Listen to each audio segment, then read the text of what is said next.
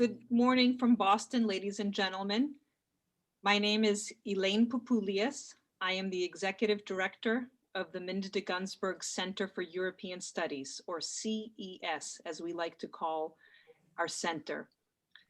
It's an honor and a pleasure to kick off today's event, Global Europe. What does that mean? It's a joint initiative of the Embassy of Portugal in Washington and CES on the occasion of the Portuguese presidency of the EU Council. I want to extend my special thanks to His Excellency Ambassador Fejas Pital for his initiative in organizing today's event, and our Consul General of Portugal, Finstilago, here in Boston, for his kind support as well. I would also be remiss without thanking all of you for joining us today, and especially the high-level delegation that we have joining us from Washington, a delegation that includes EU ambassadors and senior diplomats of every EU country member mission in Washington. Without further ado, I'd like to turn the floor over to Sebastian Royo, who will chair our seminar today. Sebastian is a longtime CES affiliate and the chair of the Europe and the World seminar at CES that is the host of the event today. Thank you very much. Thank you very much, Elaine. It's a real pleasure to be here. I want to start by thanking all the people in the audience that are participating from virtually all over the world, and in particular, the panelists that have joined us today. We have a spectacular panel. There is a combination of representatives from the diplomatic corps and academia that I'm sure will be a fascinating discussion. I also want to extend my gratitude to the Portuguese Embassy for the initiative to organize this event. I'm going to introduce the four speakers very, very quickly. The seminar will last 1 hour. I will start with 2 questions for each of the panelists, and then we will open up questions from the audience. I want to remind all the members of the audience that you can submit your questions through the Q&A, and then we will address them in the second half of the panel. So we are joined today in alphabetical order by Dr. Melanie Kamet. She's the Clarence Dillon Professor of International Affairs in the Department of Government at Harvard University. Also by Domingos Fesas Vital. He's the Ambassador of Portugal to the United States. Also by Stavros Lambrinidis. He's the Ambassador of the European Union to the United States. And last but not least, by Dr. Hilary Silver. She's the Professor of Sociology, International Affairs, and Public Policy and Public Administration at the George Washington University. So thank you all of you for joining us. And I want to start the discussion with a question that is the subject of this panel, Global Europe. There is a lot of interest, a lot of questions, also a lot of dispute about the role of the European Union in the world. And I want to start by asking each of you, what does Global Europe mean to you? And I want to start in alphabetical order by Dr. Kamet. Dr. Kamet? Thank you so much. It's really an honor to be here on this panel, and I look forward to hearing the comments of my fellow panelists as well. I want to first say that I am, a scholar who does not specialize in Europe, so I'm really looking in at Europe from the outside. Regionally, my specialization is primarily the Middle East and North Africa, so just take that as some perspective on my comments. So this concept of global Europe, I understand to be the notion of the European Union as a global power on the global stage. And in some respects, the EU and European countries do indeed have a unique footprint on the global stage. So I'll just list a number of ways in which I perceive this from my perspective. One is multilateralism. The EU is often regarded as a standard bearer for multilateralism, which can be a real force for good. And for example, the EU is playing a leading role in trying to restart the JCPOA talks to bring the US back in and dialogue with Iran.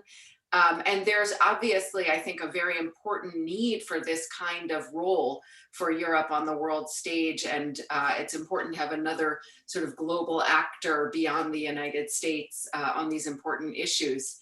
Another area where the EU is sometimes associated as a force for good globally is as a promoter of democracy and human rights. And, you know, I don't want to overplay this because we know there's lots of reasons to be skeptical about the true commitment of global powers to promotion of democracy and human rights. And, you know, many are skeptical, for example, of the United States' efforts to promote democracy and human rights globally. Arguably, the language of democracy promotion is more credible coming from some European countries than from the United States. And this affords important opportunities for the EU to play a force for good on the global stage. On net, the EU has been far less involved militarily in the Middle East and North Africa, my region of specialization. And this makes the United States, which is much more involved militarily in this region, much less credible when it comes to democracy promotion there. And you can see this also in the volume of military aid from the United States versus Europe to the region. It just, military aid from the United States just dwarfs aid from other regions, including Europe. Another point I want to make is that the European Union has played and potentially can play an even greater role in terms of humanitarianism. So on the global stage, the EU and its member states have provided large-scale humanitarian aid. And this is really evident in the case of Syria, where the EU has provided, I believe, over 20 billion euros in emergency humanitarian aid over the past decade. So it's really a critical donor and a humanitarian actor. You know, of course, there's limitations in what the EU has done and what it can do. It has limited influence over the Assad regime, less ability to apply pressure over the Assad regime than, say, Russia or Turkey or Iran. And, you know, is clearly facing a major crisis with the inflow of refugees, including Syrian refugees, which, of course, is an important topic we will, I'm sure, touch on here today. You know, I think a case could be made that the EU could step up its role in the Syrian crisis, focusing on humanitarian issues and playing a creative role in designing or thinking about how sanctions should be applied in a way that respects humanitarian needs. But just to wrap up, back to the global Europe concept, in many respects, I take this to be, you know, an ideal and not necessarily a reality. I don't, from my perspective, see the EU as acting as a single power, especially when it comes to foreign policy, but perhaps in other realms as well. And it would be great if the EU members and institutions had a shared strategic vision that could be acted upon on some of these pressing global needs, like some of the issues I've raised. But there are, of course, I think, important splits within the EU over things like migration and welfare benefits for non-nationals and other issues that, you know, pose important obstacles to acting as a unified bloc. Thank you very much, Dr. Kamet.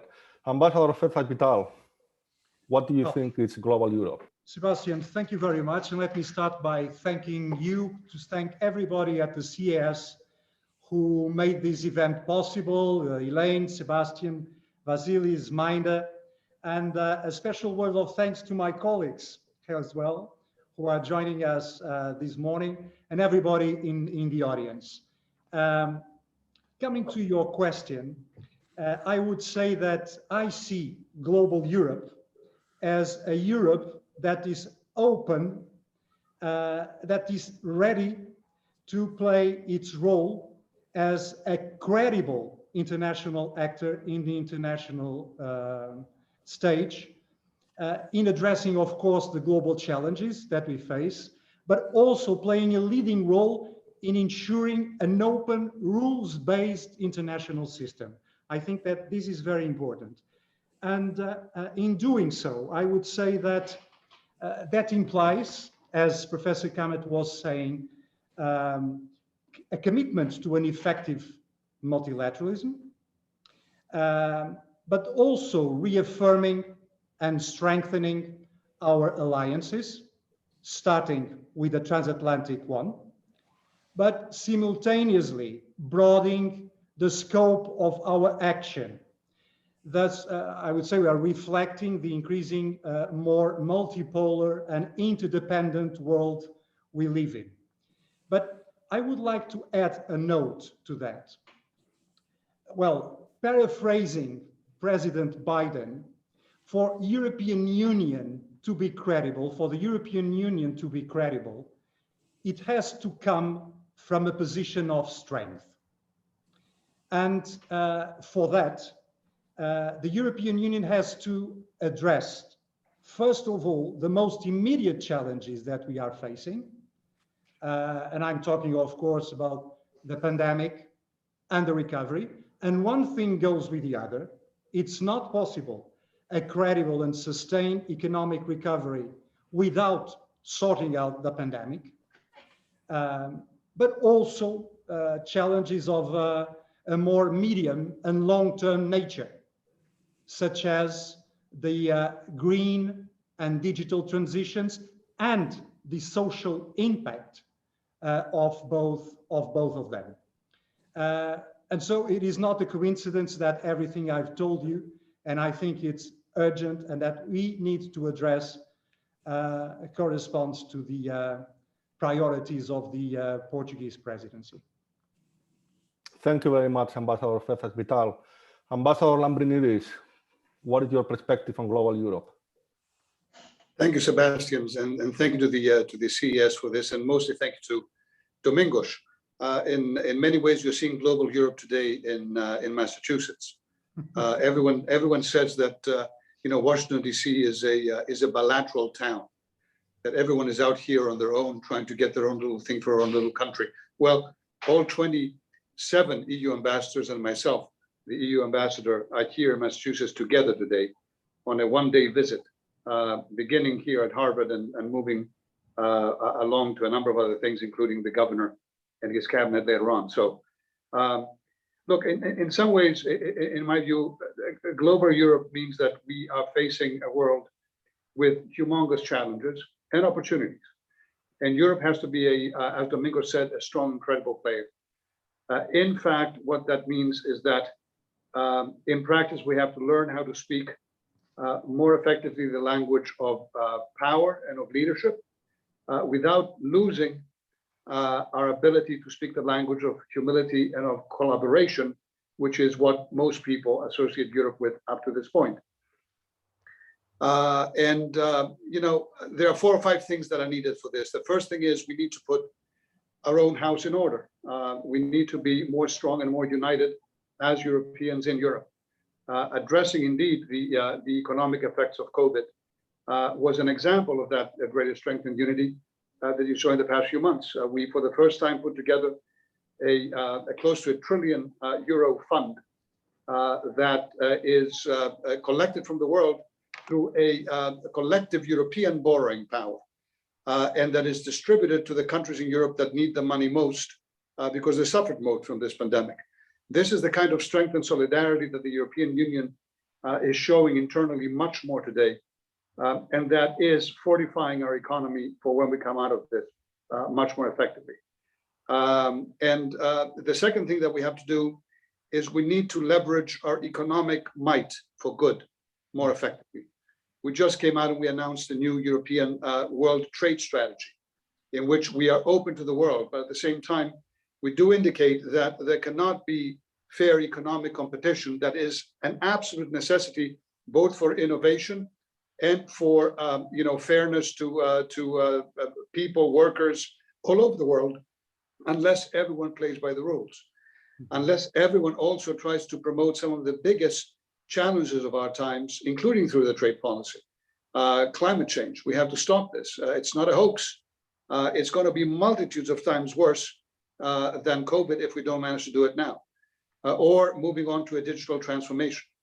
The third thing that we have to do is to leverage our power for good as a convening power in the world. It was mentioned before, the negotiations going on today on the JCPOA and the great leadership the EU has shown over the many years to ensure that non-proliferation prevails. But there is so much more here to be done to support multilateralism, and including when it comes to issues such as fighting the disease. The European Union has been at the forefront of funding vaccines and pharmaceuticals. And even today, as we are facing a challenge in the EU to vaccinate all our people fast, we are the power in the world that has allowed for the export of over 100 million doses of vaccines produced in Europe to more than 60 countries around the world. That is the kind of leveraging of a convening power, of multilateral power. And I would also mention, finally, leveraging our values. Indeed, we do have a credibility when we talk about human rights around the world, because we are the continent that came out, for better or for worse, from the worst violation of rights ever in the Second World War, the Holocaust, the blood spilled in Europe. And we have turned this continent of suffering and war into the most peaceful, most prosperous region of the world for the past 70 years. This has happened precisely because we managed to take the history of blood and to turn it into the hope of human rights and of peace. So many countries and regions around the world are struggling with the same challenges. This is the Europe that can be global. Do good, protect the values, the interests of our own citizens, but promote peace and prosperity around the world, together with others, hand in hand, in a multilateral system. That's what you're going to be seeing unfolding in the next few years. Thank you very much, Ambassador Lambrinidis. Dr. Silver. You're mute, Dr. Silver. Mute. So now, like all the other panelists, I want to say that I see global Europe as concerted autonomous action on behalf of the member states in international relations. And it implicates these member states as a regional bloc in world trade, but also in geopolitical and cultural relations. The European Union is the institutional actor that represents these member states in multilateral and bilateral relations with the great powers, with the states on the borders of Europe, the former colonies of some of these countries that have had uneven preferential ties, and with the broad developing world. And it's done so through economic, geopolitical, and cultural ties. So let me go through each of those three dimensions of international relations between global Europe and others. So for me, economically, we see global Europe having an increasingly assertive economic engagement, pursuing common interests in trade and co-production. So transatlantic trade, for example, continues to be buoyant, especially for the UK and Germany, but and we still see German production save cars in the United States, where 50,000 jobs, American jobs, are created by Europe. But nevertheless, China has now become the EU's biggest trading partner, overtaking the United States last year. The Trump administration had adopted assertive policies that required a unified response, and I think that has hastened the rise of a global Europe. Tariffs were reciprocally imposed on things like aircrafts, and aircraft is one of the largest trade sectors between the US and the EU. The EU is also negotiating with the US over high-tech and digital services, about data privacy and transfers out of Europe. So just putting the Green New Deal aside now, European policy to procure energy from abroad is similarly becoming more independent from American and other trading partners. Not only has Europe been more dependent and vulnerable to OPEC and petroleum, but now the Arctic has set off more rivalry, especially with Russia. And the Nord Stream 2 pipeline has also led to divergence between American and European interest. So I call attention to all of these examples simply to say global Europe is asserting itself and its independent autonomous interests in the world more than it had previously in the last 50 years. Europe is also taking the lead in environmental challenges of climate change. It has, in its recent Recovery and Resilience Agreement facility, it's spending billions of dollars to address economic and social impacts of COVID at the same time as it's investing in the green and digital future, which I think is really a hallmark of Europe, of the European social investment perspective or policy. That brings me now to geopolitical issues. So in the geopolitical aspects of global Europe, we're seeing expressions. For example, President Macron has been the most vocal advocate of this, but as the ambassador just said, Europe is assuming or is aspiring to assume more power and leadership to assert itself in the world, both in security and defense policy and in other geopolitical spheres.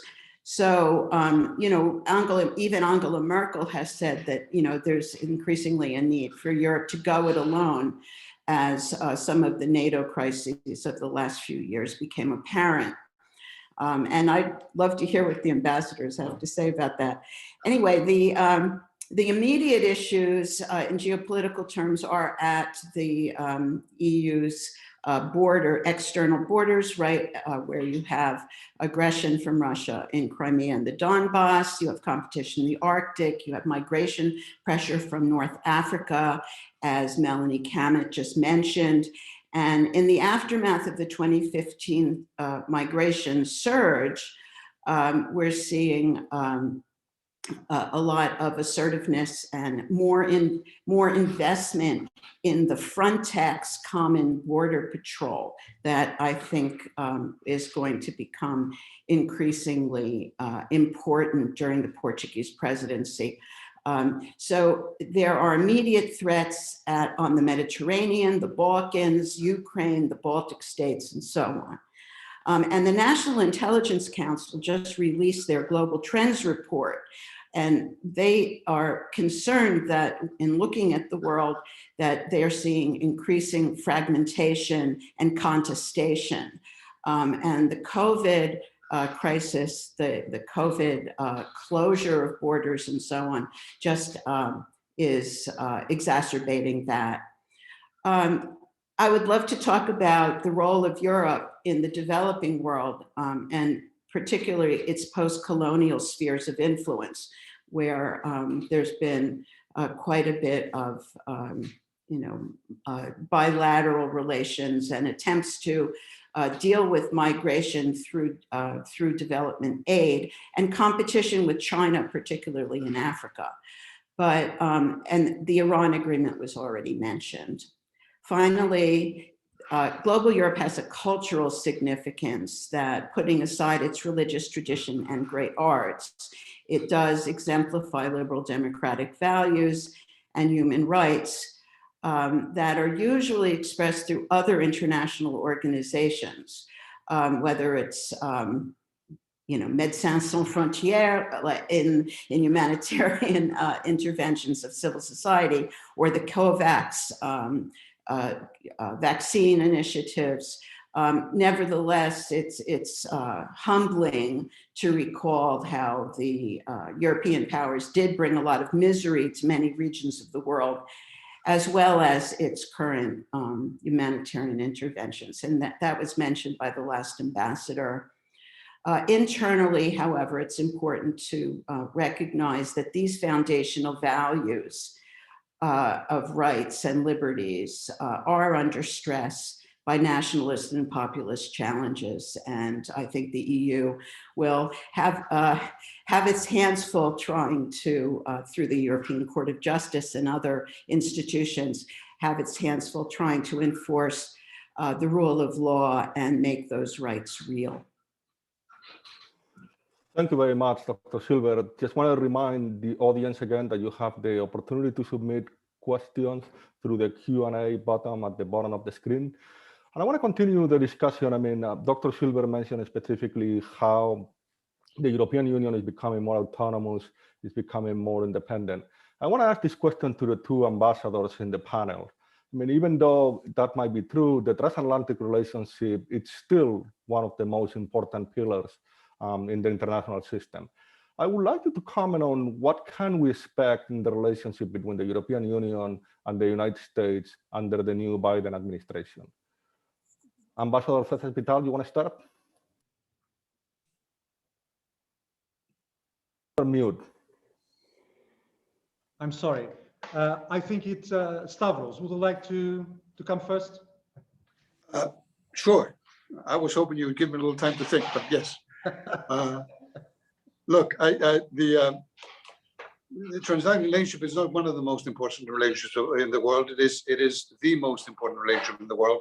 It has been for the past decades, and it is emerging again as one, precisely because the challenges that we are facing are so humongous. There are some of them also tied to values, and the democratic values that unite us are unparalleled in the world, and also because our economic, frankly, might, the united economic might of the United States and Europe can give answers to issues that the world sorely needs and that our people need. I said at the beginning that the EU has to learn to speak the language of power and leadership while not losing sight of its own calling card, which is the language of mostly humility and convening power for others. The US probably has to do an equally difficult exercise. It has to learn today, because we're in a different world with the Biden administration, how to speak more the language of collaboration and humility while not losing its ability to speak the language of leadership and power that it is so well known for. And these are, two things we have to do together. Now, why? First thing I should focus on is economic recovery. Look, our economies have been very badly hit. One thing hasn't changed from Obama through Trump, through Biden, and that is that the European-American economic relationship is the biggest artery for the world economy. We're about 1/3 of the world's trade. We're about 45% of the world's GDP. We are creating every day millions of jobs, and around 15 million jobs, in fact, across the Atlantic because of the investments that Americans are making in Europe, Europeans are making in the United States. More profits are made by US companies investing in the European single market. Didn't just happen. That's what the European Union is about. A very, very difficult exercise than they make anywhere else in the world. And so do European companies investing here. Keeping that transatlantic artery open and unclogged is going to be humongously important in moving forward in the future. At the same time, we need to look at the economic challenges placed by others around the world, including China. We cannot allow for the world to continue being a world in which some countries do not allow for investment, steal intellectual property rights, expect to be accessing our markets, whereas we cannot be accessing theirs, and all those things. We need to bring a level playing field. We need to make sure that workers around the world are treated fairly, that the environment is treated fairly when we are producing goods and services. Services, I emphasize this, Professor Silver, the US is still the biggest economic trading partner of the European Union in goods. China has gone up, but in services it hasn't. And services are a very, very important part of this equation.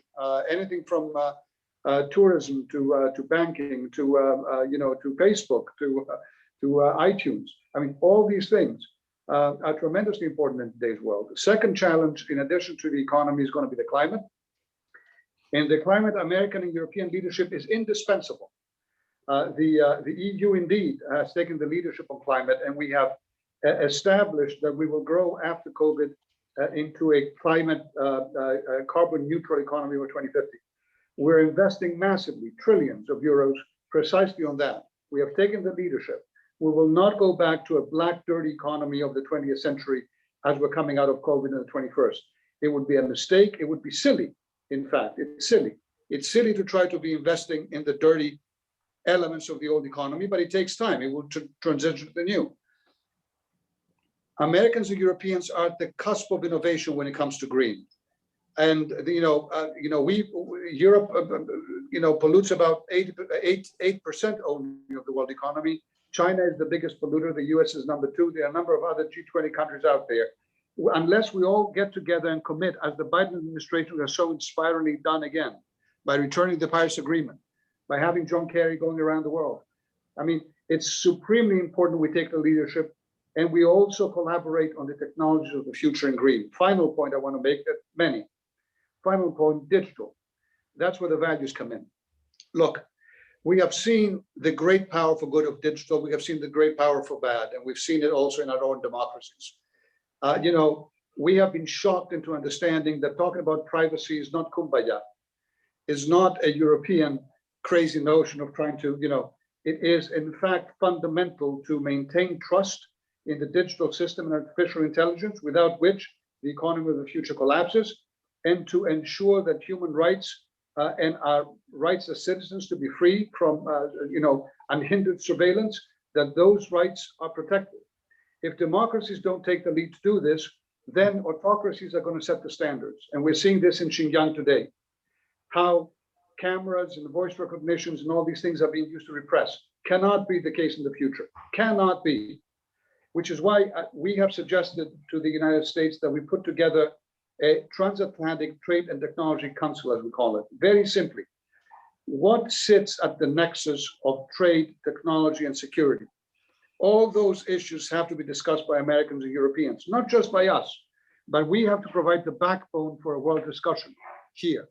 We have to sit down and look anything from export controls to foreign investment screenings, to the liabilities and responsibilities of big platforms, to deal with disinformation and hate speech, to cybersecurity. All those matters are going to be huge for our economy, our workers, our people, and for world freedom. Americans and Europeans can do it together, and that's what I hope we will do. Thank you very much, Ambassador Lambrinidis. Ambassador Fesas Vital, do you want to add anything? Yes, I would say, well, first of all, first thing to say, I subscribe 100% to everything that Stavros has just said, which is good news for you, because I can be quite quick, and quite short. Well, you were asking what changes should one expect under the Biden administration, the relations between the two sides. And I would say, well, first of all, the strengthening and of the transatlantic bond is the first priority under the external dimension of our program, of the Portuguese presidency's program. But I would say that first, even before the inauguration, the European Union submitted a new agenda for cooperation with the United States. So there is a new global agenda that was submitted by the European Union to the new administration already before the inauguration. It was already there. So the EU took the initiative and came up with a very clear set of very concrete proposals, including the one that was just mentioned by Ambassador Lambrinidis on the setting up of this council. Well, so the proposals are there, but I would say that if one talks about changes, changes are already happening. So it's not only the change of tone or tune, the approach, the commitment, the reasserting or reaffirming the commitment to the transatlantic bond. No, we already have some results to show for that recommitment to the transatlantic bond. The suspension of tariffs as far as the Boeing and Airbus dispute is concerned. The new convergence or increasing convergence between both sides of the Atlantic on a common agenda, as Ambassador Lambrinidis was saying, on digital. Digital, it was a very contentious point just some months ago. We are getting closer and closer by the day. Of course, the green agenda with the coming back to the Paris Accord. But it was not the coming back to the Paris Accord only. It was a coming back to multilateralism as such. which is even more important. The taxation of global corporations. Do you remember just some months ago, we were saying in the European side how important it was to address this issue and how controversial it was in the United States. Well, now the United States is taking the lead together with us on the need to address this issue. So we are already seeing some results. We are seeing us working together on Iran, we've just said that, but also on relations with China, on relations with Russia, you know? So we've been witnessing, and it's April now, already some quite substantive changes in the relationship. But the field is very vast, and there's lots to be done. And there is a final note that I would like to make. Which is, I think that we have to be very careful because the world is not only the US and the EU. So we have to take to others. We have to reach out to be effective. And I think that is something that we have to bear in mind. We have our own interests, the European Union, and the United States has her own interests as well. But when talking to other third parties, we should always bear in mind that, and here paraphrasing Blinken, no longer Biden, but Blinken, that we are partners of first resort. I think that we have to make absolutely sure that when we talk to each other, for instance, on a very particular issue, that we are not confronted with an agreement with a third party that would make the relationship between us more difficult, more complex to deal with. So when I see us or the United States talking to third parties, this is something that I think it's very important that one should bear in mind.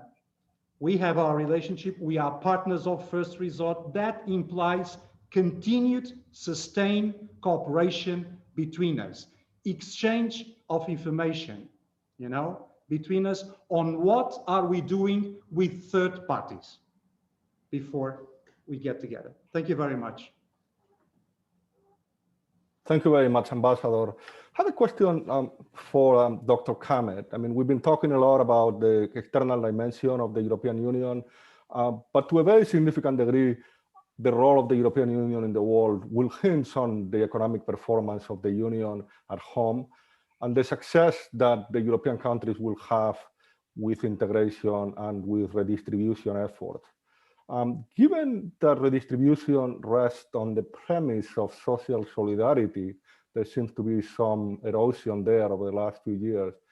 I'm interested in, from your perspective, in learning to what degree can the European Union hold it together in the face of the economic challenges that it's facing and the migration crisis?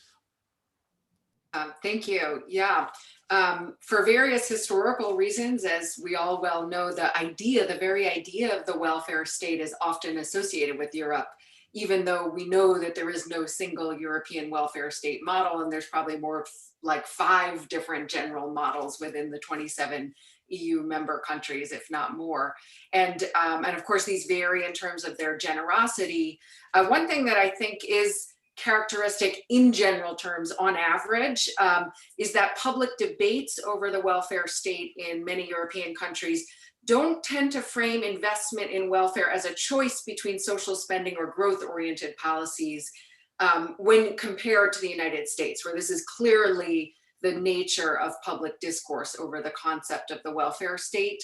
Obviously, the 2008 financial crisis and trends even before that have shifted the public discourse, and austerity has had a big impact on the way public discourse has played out. But on average, I think that's an important factor that distinguishes the discourse across the Atlantic there.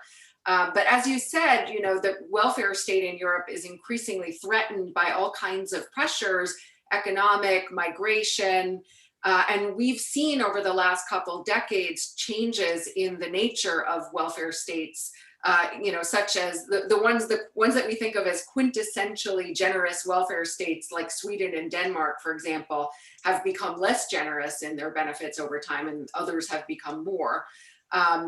And part of this is for economic reasons, of course, and internal to the EU, my understanding is that there's debates about whether non-nationals residing from European countries residing in other European countries should have access to the same benefits and so forth. So part of this is an internal EU debate as well. But some of it is, of course, highlighted because of the migration crisis, which is posing a major challenge on many fronts. And this really underscores, I think, the political dimensions of the welfare state, especially, as you said, the relationship between welfare and social solidarity. So we know that welfare states were established not just to meet welfare needs of populations, but also to serve important political goals such as state and nation building.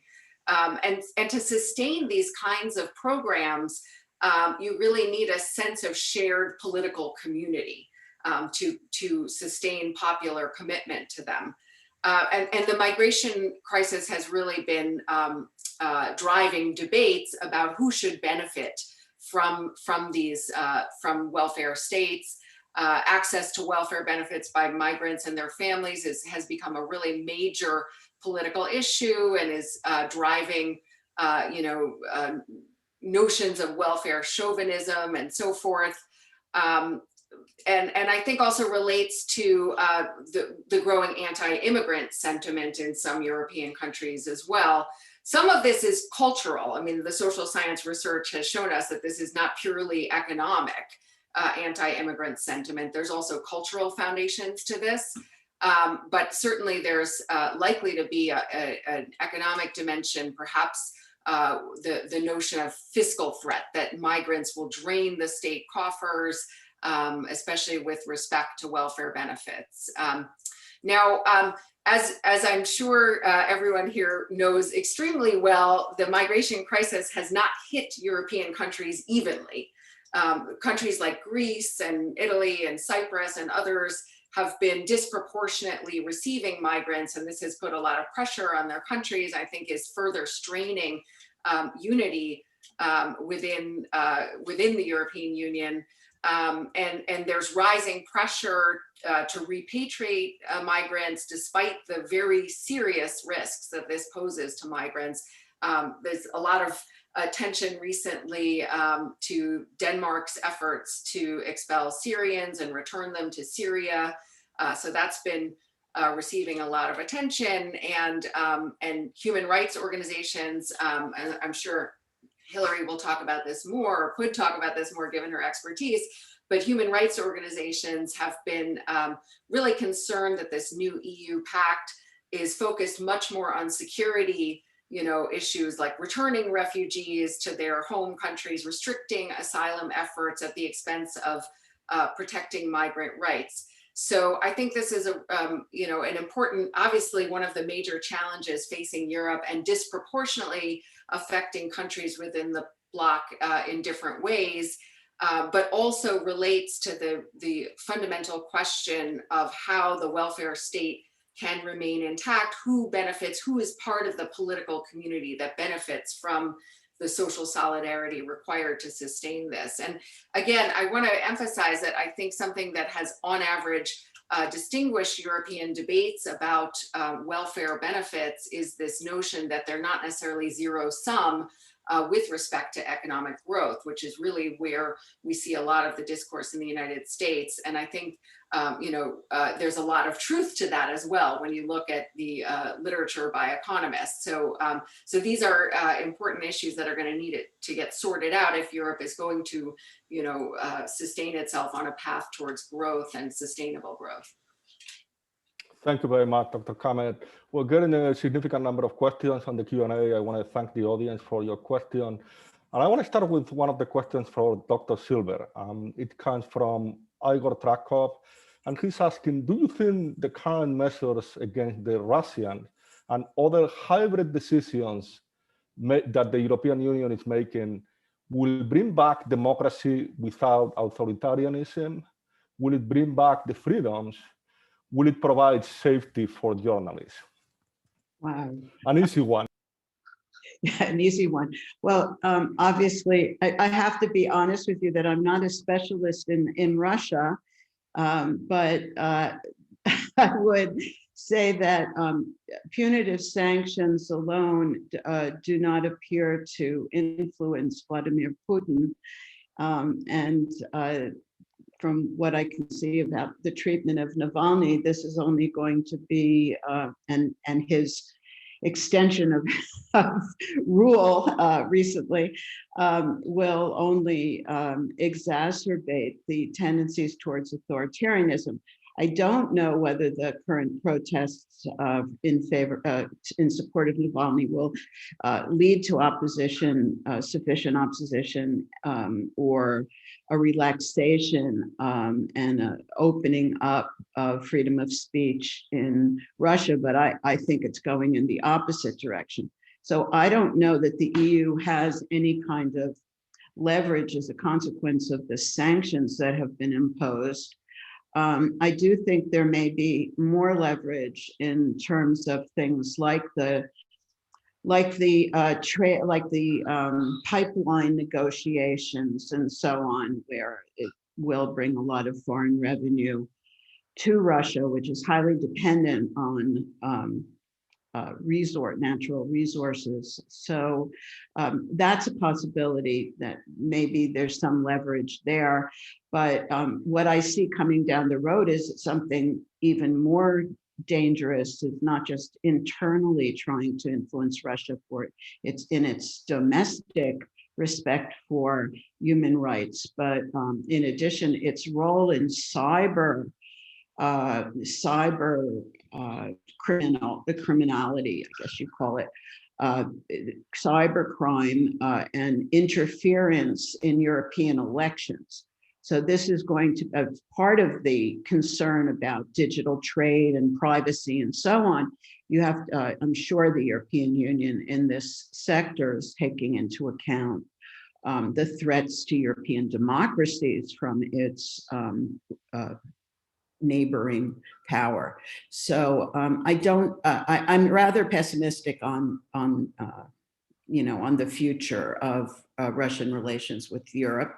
And it seems that they're getting increasingly defensive about Ukraine and other border states. Thank you very much, Dr. Silver. I want to move on to other questions to make sure that we have opportunity to address more questions from the audience.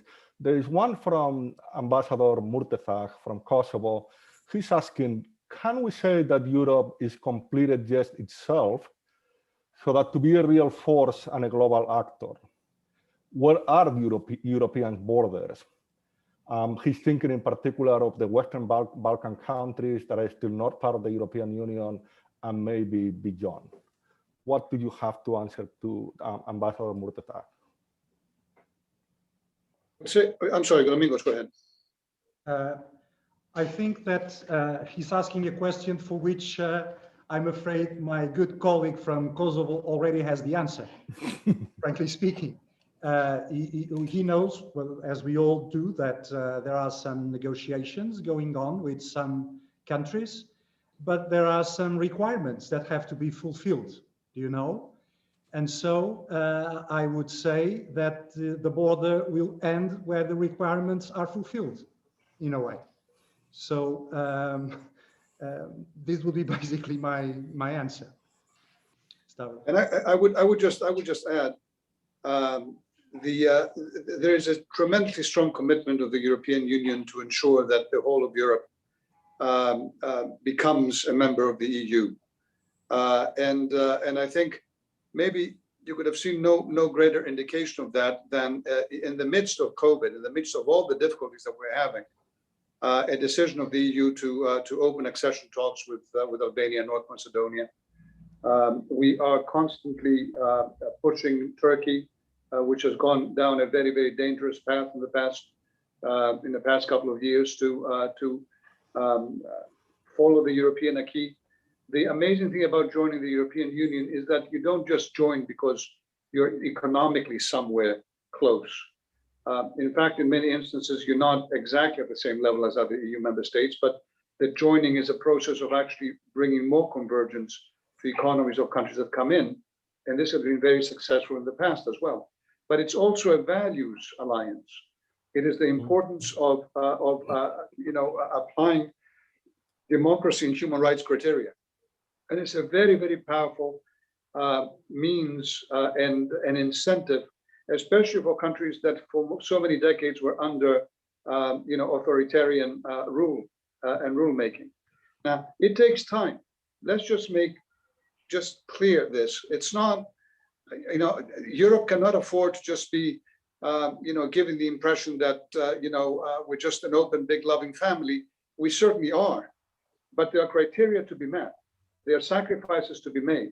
There's a tremendous amount of benefit to be reaped eventually by this membership. So this kind of incentive has worked marvelously in the past to get new member states in, and will work in the future as well. So rest assured that this is the process, this is the road, and this is the EU commitment. We are committed to finding solutions to regional crises.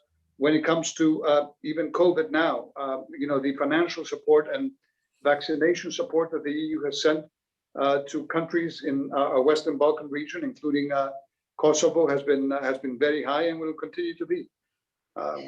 We will do everything that we can to ensure that Europe is united and free and strong. Thank you very much. I have another question from Jacqueline Baba. She mentions Ambassador Lambrinidis reference the violations of human rights in World War II as the worst ever.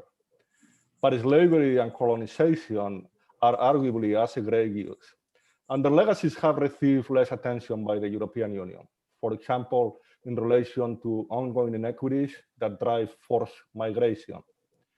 What role should a global Europe play in bringing non-discriminatory rights to this field? Hilary, since you've been working a lot on migration, do you want to start with this one? Yes, and hi, Jackie Baba. The question is, of course, extremely important one, and it is causing a great deal of domestic dissent at the moment in countries like France, where we've seen protests for Black Lives Matters in certain respects.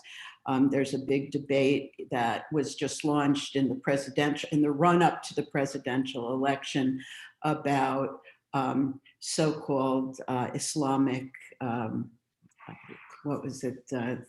They were, I'm trying to remember the term he used to refer to somehow that American infiltration of ideas in the French Academy was causing social fragmentation and discontent among the migrant populations and minorities in the country. And there has been in the younger generation, therefore, a great deal of mobilization precisely around getting European countries to recognize their post-colonial debts to the countries where they previously ruled. The discrimination rules in Europe they've always been on the books through the Declaration of Rights, but the enforcement has been relatively lax. And so one could point to ideals of rights, of equal rights and so on, but if you were a minority citizen, you had very little recourse to enforce those rights.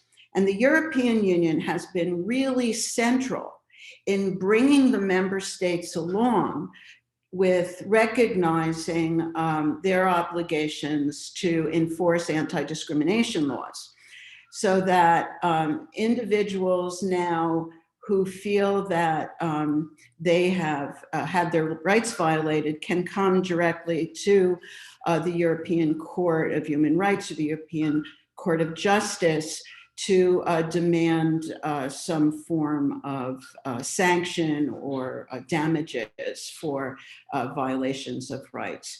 But there, this, at first you have to go through the national courts and so on. And Europe didn't have like legal aid the way you have in the United States, where you have support of lawyers for the indigent. There was really no commission for them to complain to. But increasingly, we're seeing the EU taking leadership in this way. And in particular, with respect to Roma rights. I mean, the Roma were an indigenous minority, the largest minority in Europe. And the European Union has really set higher standards to impose on the member states the enforcement of rights for the Roma. So those are some of the ways in which I'm hopeful that the European Union is playing a role in prodding member states to recognize human rights of minorities. Thank you very much, Dr. Silver. We have time for a final question. Ambassador Lambrinidis mentioned specifically the need for the European Union to learn to use the language of power. And there is a question from Maya Cross. Do you think that the European Union will be able to follow through with its plans to create a defense union? Yes, I do, but we have to specify what that is. There is a very, very clear commitment, including the European treaties, of the collective European defense falling under the NATO umbrella. And all our member states, the majority of our member states are members of NATO as well, are fully committed to that. At the same time, I think that the questionnaire was referring to the effort in the past few years to develop a much greater capability within the EU for European member states themselves to research more together in defense, to produce more together, and to deploy more together. And you have seen a Europe that is much more active today in the defense field as European Union than it was a few years back. This is not to replace NATO, on the contrary. Every investment that we make in our own defense is an investment that goes to NATO as well. We don't have a Greek army and a Greek NATO army, or a French army and a French NATO army. Our armies are national armies and NATO armies. It is our belief that we have to be able to shoulder the burden of security, especially in our neighborhood, but increasingly around the world more effectively, that has led us to these investments. So yes, I do believe that we will be able to be a much more reliable security provider, security exporter, in addition to being up to now security importer. I do think that's going to be a very, very good thing for the Transatlantic Alliance as well. And I do hope it's going to be for the world. But when I said we have to learn the language of power, it goes without saying that this is not our day-to-day bread and butter way of working as the EU in the past decades.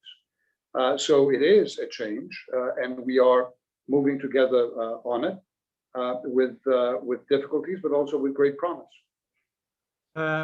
Sorry, Sebastian, sorry for coming up. I think that on Hillary's answer to the question, I would like to ask my French colleague, Philippe Etienne, whom I think he's with us, to comment as well. Philippe, are you there? Michael, could you open Ambassador Etienne's microphone? Voilà, Islamo-gauchisme, that's it, that's the term. Can you hear me? Yes. Yes, go ahead, Ambassador Etienne. No, Hillary mentioned our country and looked for a word. I think the word you looked for is maybe the word separatism. I think there was a certain misunderstanding of here in some corners of what we are looking for. Since we have not much time, the reason or the goal of this policy in France is to fight against radicalization, because radicalization leads to terrorism. And we have suffered, as you know, even recently, some terrorist attacks against our citizens. So it has absolutely nothing to do with any fear of the American universities. I am very happy to visit your campuses. We have the strongest research and university cooperations. But it's against, for instance, separating girls and boys in some clandestine schooling attempts, and to respect the core values of our society, including the equality between girls and boys, because otherwise we have radicalizations phenomena which can lead to very, very grave terrorist attacks. So I just wanted to make this clear because it has been mentioned. And I thank you for giving me the floor. Thank you very much, Ambassador Etienne. We have unfortunately run out of time. I'm sure we could have gone on for another hour or two with this fascinating discussion. I want to start to finish by thanking the panelists for their observations, for the comments. They have been most interesting. And also thanking everyone in the audience for participating in these events and for your fascinating questions. And I want to remind everyone that the next seminar, our next seminar will take place on April 21st between 12:30 and 1:30, and it's going to deal with the issue of the relationship between the European Union, China, and Turkey, a fascinating topic as well. So I hope we can see many of you there. In the meantime, be safe and look forward to reconnecting. Thank you very much, everyone. You're keeping the tough stuff for later. Keeping the tough stuff for later. Okay. Thank you, everyone. Thank you very much.